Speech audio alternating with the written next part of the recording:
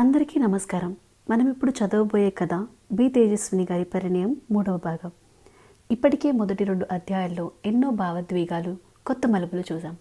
మొదటి 2 అధ్యాయాలు వినకపోతే వాటి లింకులు డిస్క్రిప్షన్లో ఉన్నాయి. ముందుగా అవి విని తర్వాత ఈ భాగం వినండి. మరి ఆలస్యం ఎందుకు, ప్రారంభిద్దాం. పరిణయం 3వ అధ్యాయం. అమూల్య భార్గవ్ని ఇంటికి తీసుకొచ్చి, భార్గవ్, ఇది మా ఇల్లు, ఇక నుంచి ఇది మన అందరి ఇల్లు అని చెబుతుంది. భార్గవ్ మాట్లాడుతూ, లక్కీ, అమ్మ నాన్న ఎక్కడున్నారు, వాళ్ళు ఇంట్లో ఉంటారని అన్నావుగా అని అమాయకంగా అడుగుతాడు. అమూల్య సీరియస్గా చూస్తూ, భార్గవ్, నేను లక్కీని కాదు, నీకెన్నిసార్లు చెప్పాలి, నా పేరు అమూల్య అని కోపంగా అంటుంది.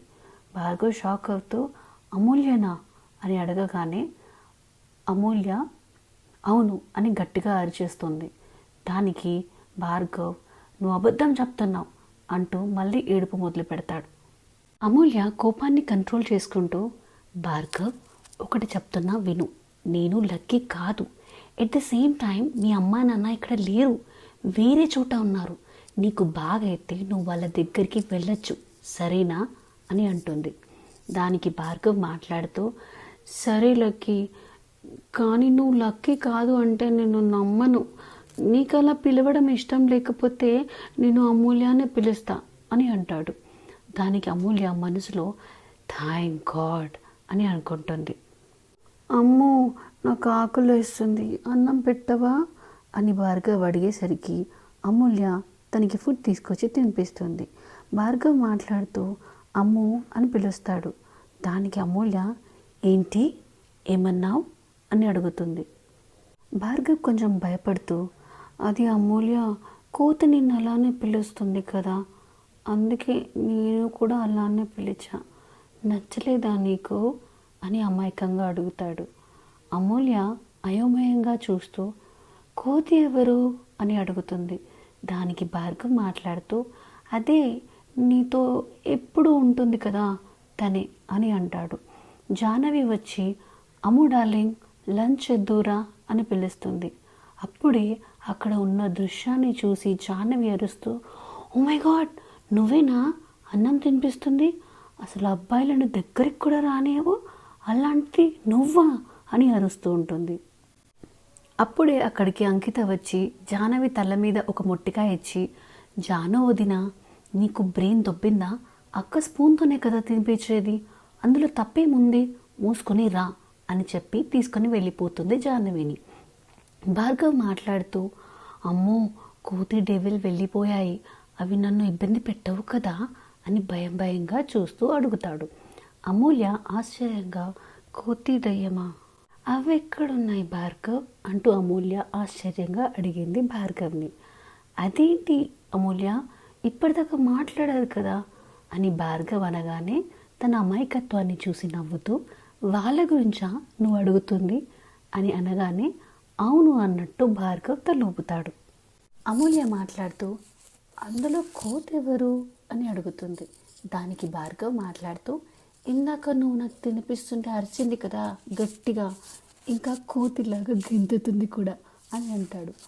అమూల్య మాట్లాడుతూ, ఎప్పుడు గెంతింది అంటే కుక్కను చూసి గెంతింది కదా రోడ్డు మీద అని అంటాడు భార్గవ్. ఆ మాటలకి అమూల్య నవ్వుతూ, దానికి కుక్క అంటే భయం, అయినా నువ్వు చెన్నైకి ఎందుకు వచ్చావు అని అడుగుతుంది. భార్గవ్ మాట్లాడుతూ, నాకు తెలియదు అని అనగానే సరేలే అని చెప్పి వెళ్తుంటే, అమ్మో, ఇక్కడే ఉండు, దయ్యం వస్తుంది అని భయంగా అంటాడు. అమూల్య ఆశ్చర్యపోతూ, దయ్యమా, అది ఎక్కడుంది అని అడుగుతుంది.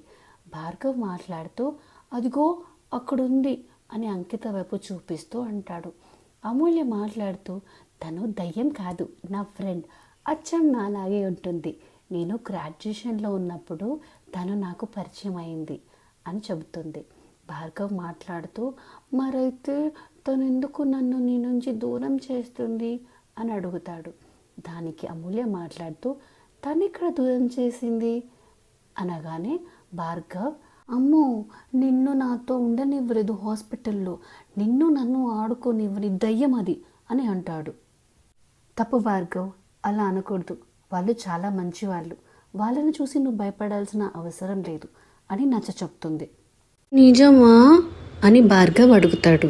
దానికి అమూల్య సమాధానంగా, నిజం భార్గవ్, నీకు నిన్ను వెళ్ళనా అని అడుగుతుంది. వద్దు, నన్ను వదిలి వెళ్ళొద్దు అంటూ భార్గవ్ అనగానే, నేనెక్కడికి వెళ్తాను భార్గవ్, లంచ్ చేయడానికి వెళ్తాను అంతే అని చెబుతుంది. సరే అని భార్గవ్ అమూల్యని వదిలేయగానే తను హ్యాండ్ వాష్ చేసుకొని వచ్చి భార్గవ్కి మెడిసిన్స్ ఇచ్చి, ఇక పడుకో భార్గవ్ అని చెప్పగానే భార్గవ్ ఎటువంటి గొడవ చేయకుండా సరే అని పడుకుంటాడు. అమూల్య తినేటప్పుడు భార్గవ్ అమాయకత్వం ఇంకా భయాలు, తను పెట్టిన నిక్ నేమ్స్ గుర్తు రాగానే తన పెదవులపై ఒక చిన్న చిరునవ్వు వస్తుంది. ఆ టైంలో జాహ్నవి ఇంకా అంకిత తినేసి తమ బెడ్రూమ్లో పడుకుంటారు. ఆ రోజు ఈవినింగ్ అమూల్య అన్నయ్య అంటూ భాస్కర్ని పిలిచింది. ఏంటి సిస్టర్ అంటూ వస్తాడు భాస్కర్. అన్నయ్య, చిన్న హెల్ప్ చేయవా అని అడుగుతుంది. ఏంటిరా అని అడుగుతాడు. నీకు తెలిసిన కేర్ టేకర్స్ ఎవరైనా ఉంటే చెప్పవా అన్నయ్య ప్లీజ్ అని అమూల్య అడగగానే సరే అని తన రూమ్కి వెళ్ళడానికి సిద్ధపడతాడు భాస్కర్. పైకి వెళ్తున్న భాస్కర్ని చూస్తూ అమూల్య తనని పిలుస్తుంది. ఈ మధ్య చాలా బిజీగా అయిపోయావు కదన్నయ్య అని అంటుంది. దానికి భాస్కర్ మాట్లాడుతూ, అవునురా, ఏం చేయను, కేసెస్ అలా వస్తున్నాయి అని అంటాడు. హెల్త్ కూడా చాలా ఇంపార్టెంట్ కదన్నయ్య, నువ్వు డిన్నర్ చేద్దురా అని అమూల్య భాస్కర్ని పిలుస్తుంది. వద్దురా అంటూ భాస్కర్ అన్నా వినకుండా, అన్నయ్య నీకు నా చేతి వంట తినడం ఇష్టం లేదా అని అడుగుతుంది అమూల్య. అదేం కాదురా అని భాస్కర్ అనగానే, మరైతే వచ్చేయి, ఇక్కడ నుంచి నువ్వు రెగ్యులర్గా వచ్చి నా దగ్గరే తినాలి, అసలే మనం ఒకటే దగ్గర ఉంటున్నాం కదా అని అంటుంది. అవునురా, నాది పై పోషణేగా అని నవ్వుతూ చెప్పి, సరే నేను ఫ్రెష్ అయి వస్తా అని భాస్కర్ వెళ్ళిపోతాడు.